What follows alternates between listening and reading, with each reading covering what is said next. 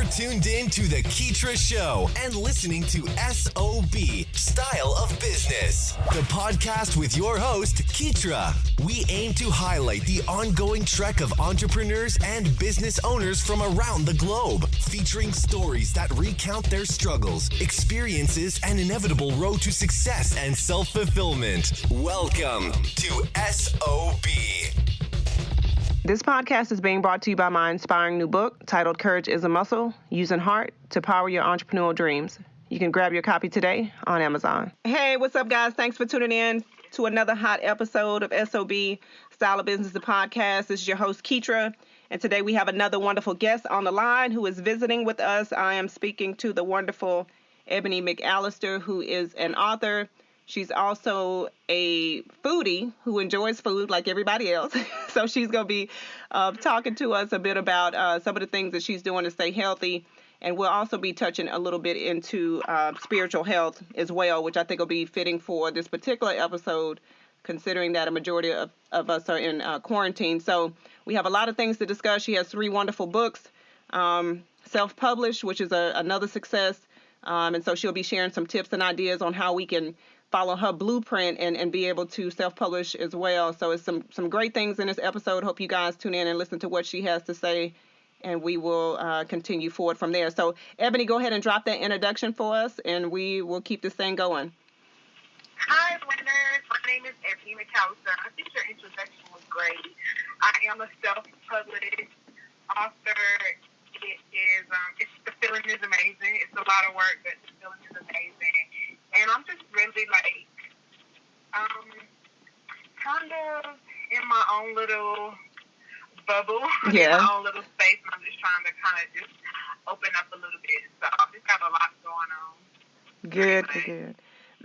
That's perfect. Well, I tell you what, it's a good time to have a lot going on because you can't do anything. I mean, you may as well stay in and get some work done. And I was particularly excited to have you on just because of your spirit. Like, I love the way you just, you one of those carefree people that, hey, you do what you got to do, and you make it work. Right. And so that's why I was interested in having you on. And I guess we can start by talking about like your writing and maybe like if you had any influences or like how did you get started or what pushed you to want to go ahead and create and self-publish your books? I think it was, it was really a childhood dream. Like, I've always been a reader, stayed in the library as a child. So I really believe, like, your developmental practices and the skills and the way you were raised has a lot to do with it. Because as a child, I was always in the library. Always a writer, always had planners. So more recently in my adult life, I still had those habits. Like, I'm always writing. Like, I always say when people ask me, like, what's the first thing to write in books is write. Like, writers write. So I always had journals. I'm always writing things like conversations, documentaries, reading books. Like, I'm always writing down the gems and the little lessons that I learned. So, actually with my books, after I had, like, a little accident with my face and I cut my face or whatever, that kind of pushed me into my own little self-quarantine, like what everybody's going through now. I already went through that like 4 years ago. Yeah. So that's where my books were pretty much birthed from. I had affirmations on my wall saying that I wanted to write a book. Like, I had an affirmation that write your book today, it'll change your life. And at that time, I didn't know what I would write about. I didn't have any clues. Like, I just knew I wanted to write a book. And after I had my little accident or spiritual awakening or whatever you want to call it, one day I just said, let me type up everything I have been writing because I just kind of spent a whole bunch of time to myself. So I just wrote down, like, one day it took me about 2 days to type up everything I had wrote in my journals. And then I was like, wow, I got 3 different books. And I just kind of went from there. And you sound like, I mean, and even like, it sounds like that event is what spurred you into the creative process, right. Which, I mean, you go from just kind of writing in a journal to 3 books, so that in itself certainly says a lot about, some of the things that you have to share. So, like, let's talk about, I guess we can start with the first book. Well, I know you have the 3 titles that you released not consecutive, but they were all released at one time. But I guess first let's talk about words don't teach. Words don't teach. Like, we can talk about that one. Okay, so Words Don't Teach is my book about affirmations. And me personally, like, I wasn't always like this at all. Like, I was just a hater. I was mean to people. I was judgmental. I had a lot of low vibrating energy that just didn't serve me. So I knew me personally, and I was at a place, like, I had quit my job. I just felt like it was like making a lot of moves based on my ego self. Like, what I wanted to do, it wasn't like led by my spirit, or it didn't have any type of purpose. But I realized real quickly, like, that wasn't a good idea. So I started to write affirmations, like, all over my wall. Like, and then I was going through a lot of personal things with, like, lovers, friends, like, just regular stuff everybody goes through. Like, the same thing blows on the off, so it's not like I just have this super sad story or nothing like that. But I just started writing affirmations. I seen one on Instagram. It was like 7 or 8 affirmations, and they just really made me feel good. Like, everything is working out perfectly for me. Out of this situation, only good will come. Like, the words just made me feel good. So I wrote them down. I was like, I'm going to try this. I'm going to see if I can really, like, change my energy by changing my thoughts and, like, me thinking positive. And that was, like, 5 years ago. So it's not nothing that's going to happen overnight. But it worked. You know what I'm saying? So I really I had to put them in my eyesight so I could see them every day. Like, in my bathroom, in my bedroom, like, on my refrigerator, places where I can always remind myself, like, it's working out, you're good, don't worry about it, maintain military silence, don't call, you know, stuff like that. And before I knew it, I had so many that was a book by itself. So I said, okay, let me write a book and just put all my affirmations in one book. So that's what Words Don't Teach is about. Wow. Basically. Love that. I tell you what, and even more so, I love the fact that you said that you recognize that you weren't a nice person, and there were some things that were going on within yourself that you didn't like, and for you to actually use yourself as the experiment to change, and you figured out that it worked. I mean, that's a good move. Absolutely, and that's a major move too, because it's like, everybody can point fingers, and it's always what somebody else needs to do, but sometimes you gotta look in the mirror and see what changes you need to make, and that's what I had to do. Like, everybody not wrong in this situation. Like, I play a part in some of this stuff. Exactly. So. Yeah. No, I'm definitely with you there. I mean, you kind of create your own reality, So absolutely. that's the reoccurring theme that I learned, and I know that's true. All right. So let's talk about angels everywhere, because that's the one that I'm particularly interested in. I mean, there's a lot of good things going on with that, and I know that a lot of the fans and the people that follow your content really appreciate that particular book as well. So tell us a little bit about that one. Yes, and it's actually my most popular book. Like, when people only buy one book, it's usually just my Angels Everywhere book. Like, even if I try to sell them off, they're like, no, I want the numbers book. I want to worry about the numbers. Exactly. But, and they all tie in together, actually, because I didn't start seeing angel numbers until after I had my accident. So, like, in my accident, which is, we're going to get into that one, I'm perfectly flawed book. But, so when I see, so after that, I had to go on a cruise. And the very first time that I seen it, that I've noticed, I can't say the very first time I seen it, but the first time I took notice of it was on my selling ship card, like, before the cruise. And my table number was 777, but everybody else in our party, like, it was 6 of us, everybody else had any time down there. So I'm like, why is mine different? You know what I'm saying? Oh, wow. So we stood in line for like an hour, and then by the time, before we even checked in our rooms on the ship, and then the woman was like, oh, it's just a computer-generated number. You're either get 777 or 999. And I was like, okay, cool. But by that time, I was searching it, like, what does it mean to see 777? So it was like, your angels will send you comfort and peace, and your wounds will still be, your wounds will soon heal. It was messages like that really resonated with me, because I had open wounds on my face, and I never wore makeup ever in my life. So, like, I really was vain as far as my looks. You know what I'm saying? Like, I always been big, but I always had beautiful skin. I never wore makeup. So, I was just really particular about my face. And so, for for it to happen in the place that it did, at the time that it did, and all of that, I was just like, it just kind of, I don't know, it was major for me. Yeah. So for me to see, for me to have that, my fellowship card be 777, I was like, okay, so what is this about? So not only did I see 777s, like after that, I just started seeing all of them. But that's when I really like kind of took notice of it, and it was major for me because I had already been through this traumatic experience that I've never been through, and I'm like, I want to say I was 35 at the time, so like I'm a grown up, never been in no fight. Like I think I got in a fight in like middle school. You know what I'm saying? Right, back in the day. My energy, my personality, right? Yeah. So that's how I got introduced to the angels, and I did a lot of research on them. And every time I seen a different number, I was just like, go on Google, go on YouTube, wherever. It was just random stuff, but I would write down the things that were relevant for me.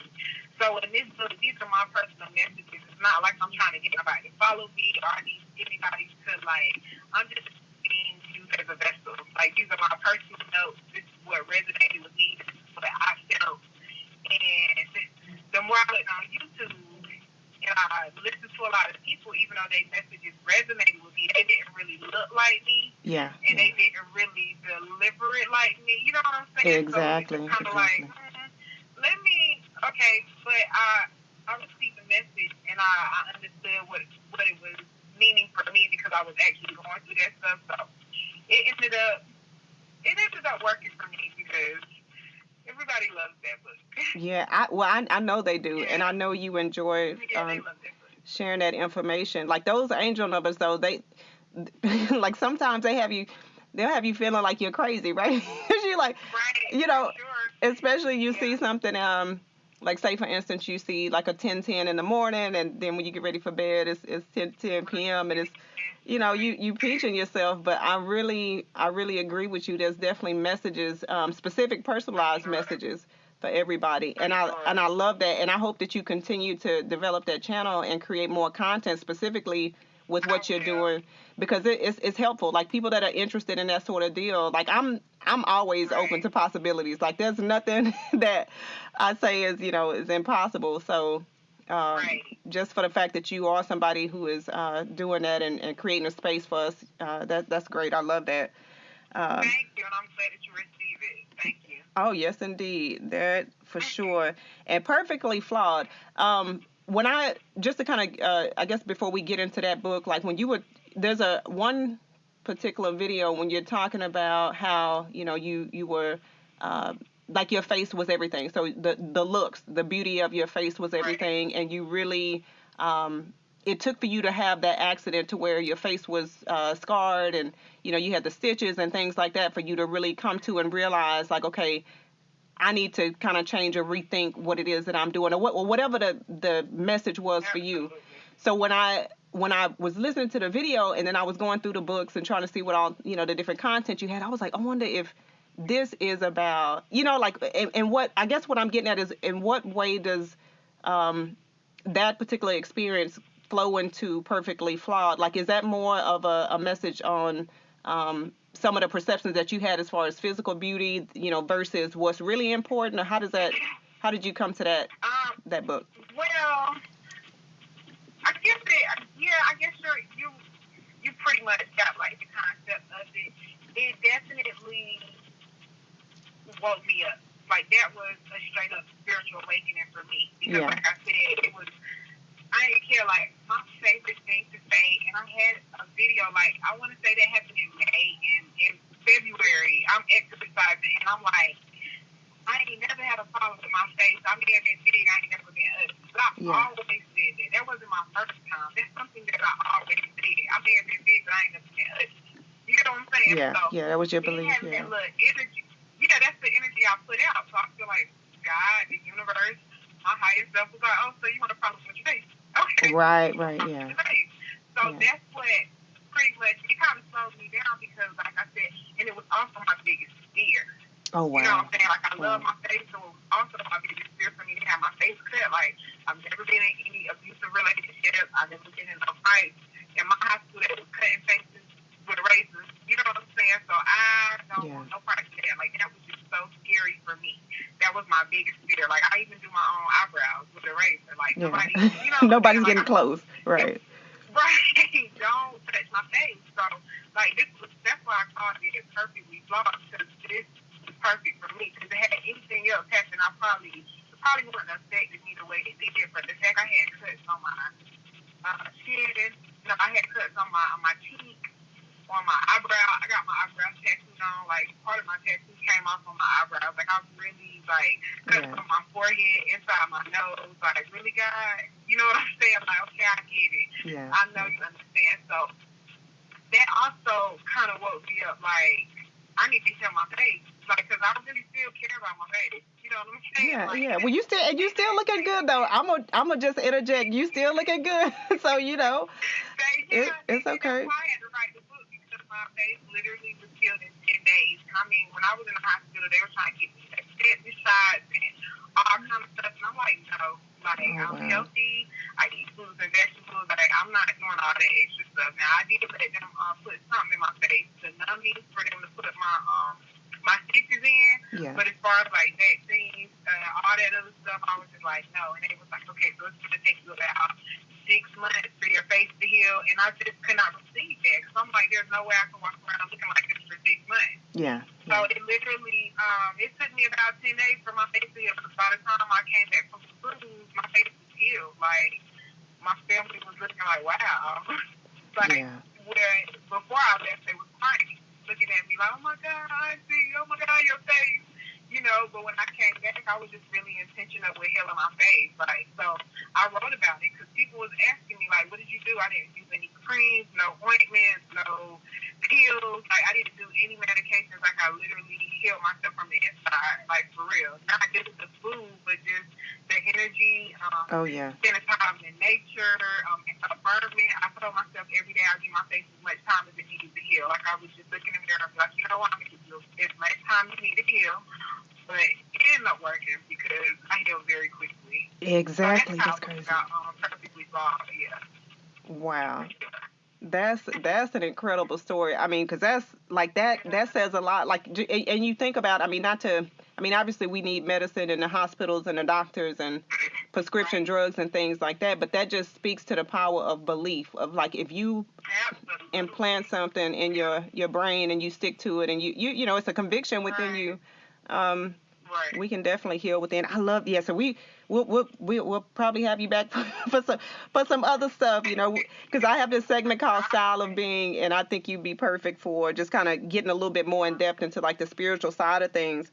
But just for the sake of this particular interview, I also want to bring in, let's talk a little bit about, you just mentioned that you healed within from just kind of making sure that you ate right and things like that. Talk to us a little bit about your own health and like what you're doing as far as dieting and making sure that you're getting the right foods.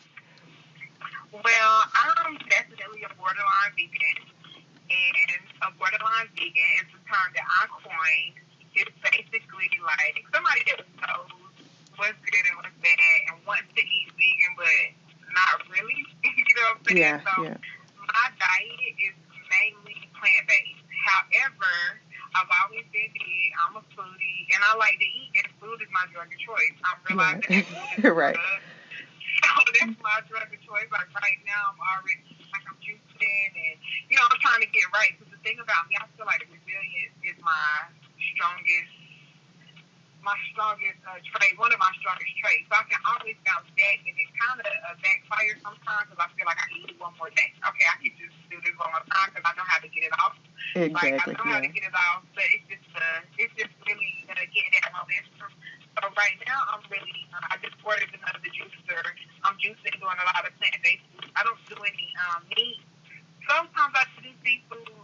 I just ate it for the first time this year, like 2 weeks ago. Oh, wow. So, and then like I went like maybe 2 years without eating fish or chicken, but I don't eat chicken no more. But now I just kind of do seafood a little bit. But for the most part, I try to do like fruits and vegetables. Like I like all kind of fruits and vegetables for the most part. It's not really none that I don't like. Like I'm not the type of person like, if you don't die anyway, you need to eat this. Like all exactly. Yeah. You know what I'm saying? Like I'm not that type of person. Like, when I eat bad, I know it's wrong. I'm not sitting there like, oh, we don't die. I'm just going to die eating what you know. That's wrong. So I know that it's something with me energetically. That's what I'm working through right now, because I don't feel like I don't show up unless I'm really at my highest self. Like, I know I'm working out in the morning, I'm using, I'm eating right. But when I'm like waking up in the middle of the night, eating tiramisu and going to get Alfredo and stuff, I don't feel good. So I can't really show up because I feel like I ain't being authentic and true. So that's why I said, okay, I'm a borderline vegan, because I don't want to be like stamped on my counter every time I eat a shrimp taco, or you know what I'm saying? But I'm almost there. Like, I know I'm not going to be fighting for the food industry saying we should eat this. Like, I know that they're killing us. I know they are poisoning us. I know that they are really not being 100% honest with us, and I know that, you know, it's our responsibility to make sure we eat food that we supposed to eat. So I just try to do right on my end. Yeah. Right now. Exactly. No, exactly that. Exactly that. I love that. Yeah, because you notice, like, you know, when you eat a greasy beef taco, you know, when that heartburn kicks in, you can't be mad. You know, you know exactly. Exactly. I love that. I love it. You definitely shared some truth there. And so, like, so that now I'm getting a better picture of how all of this plays a role into, like, who you are as far as, like, your books and your content and the stuff that you put out online, as far as you know, with your YouTube channel and being just somebody who is influencing in a positive light. Give us a little bit about the self-publishing process, because it seems like it's intimidating. It seems like it takes like what is that process like? It's definitely intimidating. It is tedious. It is long. It is all of those things. However, it's so worth it in the end. Okay. It's possible. You can definitely do it. Like, for me, I think I'm a learner, first of all. I'm a teacher and I'm a learner. Like, that's really what I do. I'm a teacher. So I guess that's my gift. It's not something that's just a job that I do for a paycheck. Like, that's really what I do. If you're around me, I'm not going to do stuff for you. I'm going to teach you and show you how to do it. That's just like my gift. You know what I'm saying? So I believe in teaching myself stuff, or always asking questions. That's just how I am. So for my book writing process, and just the type of person I am anyway, like, I really don't like asking people for stuff to get people's approval or permission, and I don't like people having creative control over me. I'm very strong-minded, and I say crazy stuff sometimes. Like, I just know that I need to be in control of my own things. Exactly. It's just like I never had a dream of somebody signing me or getting a publishing deal. Like, I just felt like once I knew that you could self-publish, I took somebody's webinar that did it. They already knew, like, I'm doing my own. That's like, it. I'm not even gonna ask nobody to do this for me. So I took the class on Udemy, or Udemy. I don't know. Yeah, Udemy. That's it. Yep. Yeah. Okay. So I took a class. I forget the dude's name, but I took a class on there. It was under $20. It wasn't much at all, but it was very good. And from there, I just sourced my own editor, which I have some. And actually, I had a few editors. One was my friend. One was a professional editor that somebody referred to me. And then I met my high school teacher from like 20 years ago. We're still connected, and I love her so much. So she met me a couple of times, and she went through my books with me, and I just thought that was just amazing. So I really encourage you to use your own resources. And she was like, yeah, she's just amazing. Like, I just love her so much. So I did that, got my editors, and I found a graphic designer. You can find a graphic designer, but I used the same one. She did, like, on my old website. Like, she did a lot of my work. And I told her what I wanted, got my graphic designer to do my designs. And then from there, I don't know, I think I did my own research to change them into PDFs as well. I put them on, I had them ebooks first. Yeah. They were ebooks in 2016. So this year, last year I wrote a new affirmation. and I put, you can't find the ebook Ebony, print your book. So I'm like, okay. So that was just kind of giving me that energy, like, okay, you're right. You need to get them printed because as soon as I published them on ebooks, I went to China the next week, and I had sample copies. So I had seen them. I had them in my hand, but I only had like sample copies for me. I didn't have them mass produced. Oh wow. So I sat on them for about 3 years, and I don't know. It was just something about. I guess I wasn't ready. It ain't even like exactly. I wasn't ready. But when I got ready, it was something that was gonna stop me. So I went back to China. Actually, I just posted my first vlog when I went to China, and I'm actually detailing that entire process. Like I'm just showing the footage and all the things I did behind the scenes to like get them together. But I'm pretty sure most people probably not gonna go all the way to China by themselves to print their books. But I did because right. and not only do I want to just self-publish, I want to have my own publishing company. Like, that's the dream of mine as well. So I need to do my own first. Yeah, so I knew I had to go and, get in the trenches and meet everybody. Because, for one, everything is printed in China. Like, I done been there before. So it's like, I already knew I wasn't going to go do a traditional publisher, or I wasn't going to go do a printer here. So they can send it to China. Yeah. They said it like that wasn't gonna work for me, so I said, let me just go back there and find me a printer, and that's what I did.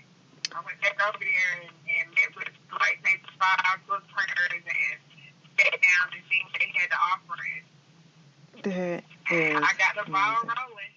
That's amazing. That's a story like that. You should. I'm glad you said you documented that because I would love to see the filming of that. Like I thought. The first episode is already on my YouTube, but I gotta do more. So I did like 15 days. So the first episode was like the first 4 days, and I'm about to start editing the next video tonight. Wow. So, it's a lot of little gems that I'm giving out in those videos because it's not easy, but it's possible. It's possible. You know what I'm saying? You just got to do it. Yeah. Well, we'll definitely we'll steer people to the YouTube channel then if you have some additional information to share. But I would definitely love to have you back, maybe like at the end of the summer or something like that, to talk about the spiritual stuff and to get a little bit more into that because I know you have a lot of great things to share in that area as well. Oh man, that's crazy. I love that. What you just said, I'm stuck on that. I know we should be wrapping up, but I'm stuck on the fact that you actually flew over to China. Like I was thinking, all right, for vacation, a couple of weeks. She was like, no, I actually flew over to meet with a couple of printers, some business prospects. So that's phenomenal, Ebony. Definitely love that. Before we wrap up, please leave us with some words of encouragement for any of the aspiring authors or anybody who's looking to self-publish, and also just anything for people who are just kind of needing their spirits uplifted during this time everybody's in quarantine.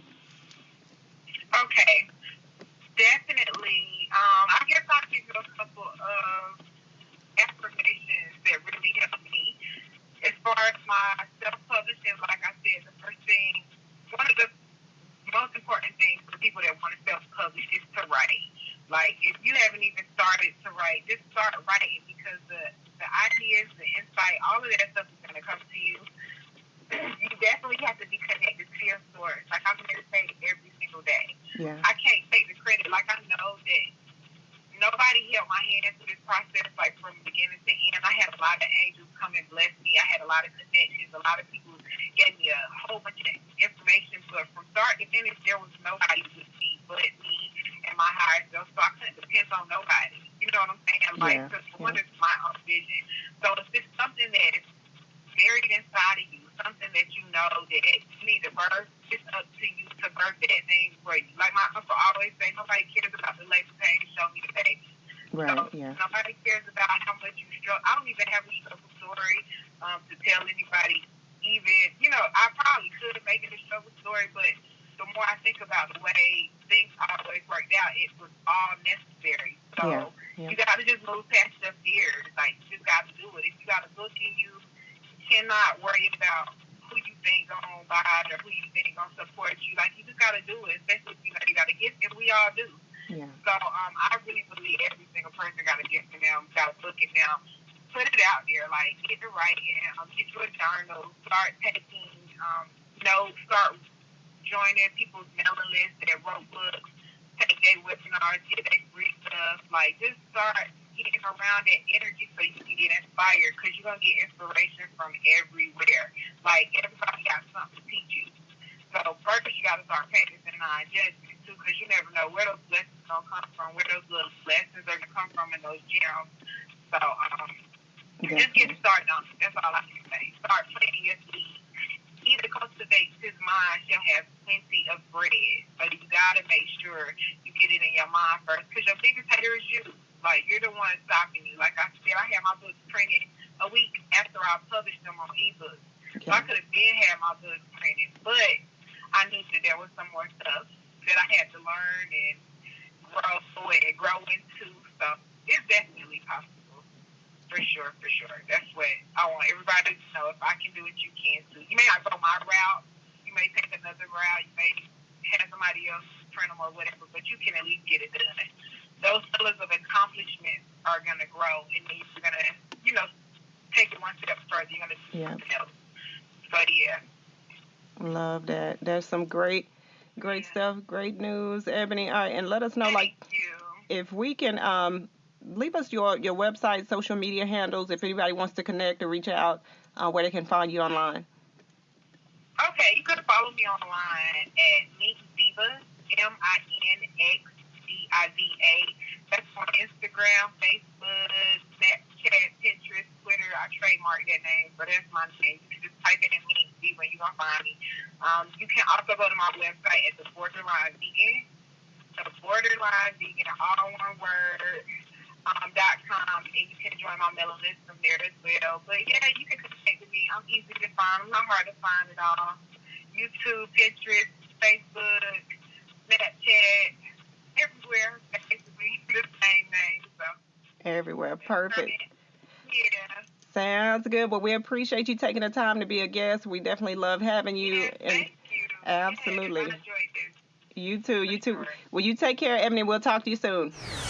Thanks for hanging out with us here on SOB. We hope this episode has been resourceful. If you'd like to check out the latest articles or follow Keetria's website updates, just log on to Keetria.com or follow her on Twitter at KEETRIA.